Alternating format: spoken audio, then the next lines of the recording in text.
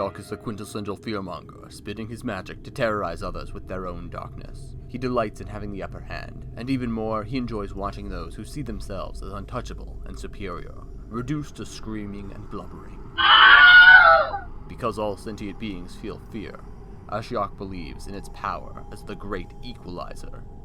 For Ashiok, fear is a feeling given form by the mind, a quasi-elemental force that he has found can be shaped and wielded, says the book. Wow. A quasi-elemental force that he has found can be shaped and wielded. Once his planeswalker spark was ignited, Ashiok discovered that not only was he that not only was he adept at culling the nightmares of others, but he could also but he could also make them manifest in reality. The dread vapors that emanate from him are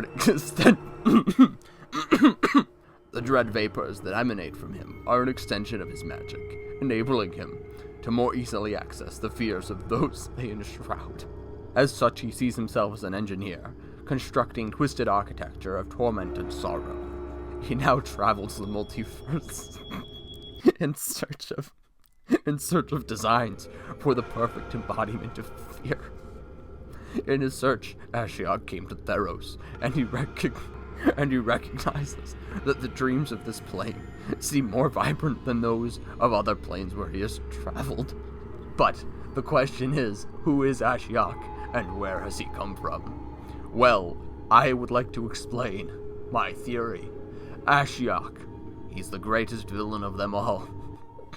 The villain that has been throughout Magic's history. Okay.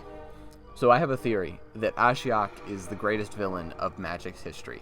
He is this great, grand, archetypal villain who we've seen many times before throughout the story. However, we haven't really realized that it was Ashiok all along. For example, during the Phyrexian invasion under Yawgmoth, it was Ashiok all along, pulling the strings. Now, you may say, wait, what? Ashiok didn't exist back then. Nope, he did. Shh, listen. Elesh Norn is actually Ashiok. And we're going to discover when we go back to New Phyrexia that she has this grand plan to combine herself with the plane of New Phyrexia in order to create the penultimate being. You see, Phyrexians are all about continued progress towards making themselves into the perfect being. And what is a better being than a cyborg machine? What about a being of pure emotion? Pure fear, perhaps? For what is a human being's strongest emotion? That's right, it's fear.